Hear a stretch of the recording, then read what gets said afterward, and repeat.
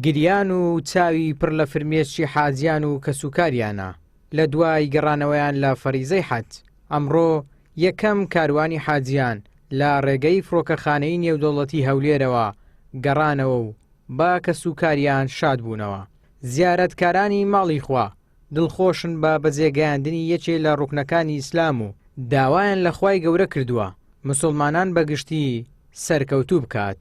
ئەفسارە چاوەڕێ دەکەم زۆر تامەزرۆ بووم بچم بەتەما بوو گوتمەگە ناوم دەرنەچی یان بە فیزیک گەشتیاری دەسم یاخود بە ئەوەی دەسم بە ئەوە هەیە بە توزار هەیە بە دەفتەرە کوبی سوێرەخەی یان بەوی دەسم ئەوش باش بوو.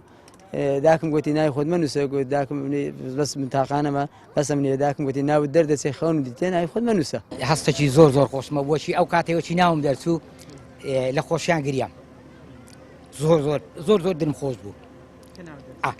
یعنی نییە وەم دەزانی تازە لە دایک بوویمە ئەو ساتێک گەیشت مێندەریش نییە یعنی وەم دەزانی هەموو دنیایی منە دوعام گەلە زۆر کردیان بەعام لۆ ئیسلام لۆ کورد لۆ هەمووی لۆ کوردستان. والله ئەم دوورە دڵمان خۆش بووە کات تازە لە دایک بووینە. لەکەیەوە ناوت نووسی بوو؟ والله من پێشی تقریبا 2 سال عەفدا نووسیتم 2017 پێش 2017 ئەو سارش نووسیمان لە خۆی بەزای ئەو سار دەرچوو. تقریبا سەعاتێکە گەیشتینە.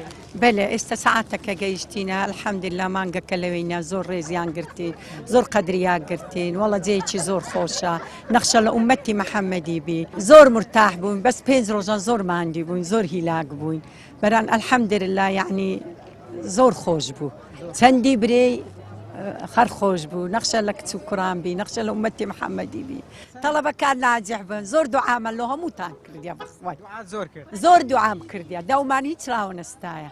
نزیکەی 15,000 کەس لە ڕێگای ڤیزەی ساڵی وەزیری ئەوقافیش دەڵێت ڕێکاری یاسایی دەگرینە بەرامبەر ئەو کۆمپانیایانەی کە خەڵکیان لە ڕێگەی فیزەی ساڵیەوە بردووە بۆ سەفەری حەج و بەڵێنی ئاسانکاری جێبەجێکردنی فەریزەی حەجیان پێداون و بەڵام پابەندی بەڵێنەکانیان نەبوون.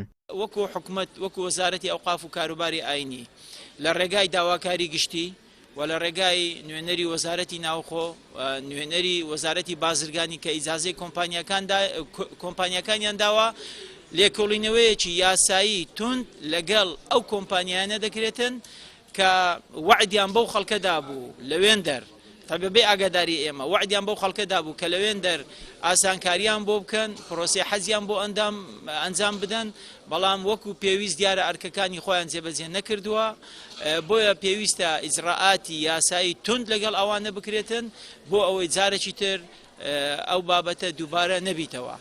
ئەمڕۆ نزیکەی 400 حاجی لە ڕێگەی فڕۆکەخانەی هەولێر گەیشتنەوە کوردستان و بەپێی ئامارەکانی بەڕێوەبەرایەتی حەج و عومرەی هەرێمیش ئەمساڵ 4685 کەس بە شێوەی فەرمی فەریزەی حەجیان ئەنجام داوە.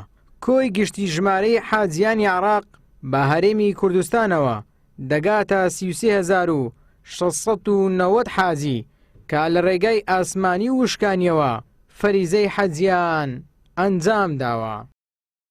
ئیبراهیم زیاد، کەناڵی ئاسمانی پەیام، هەولێر.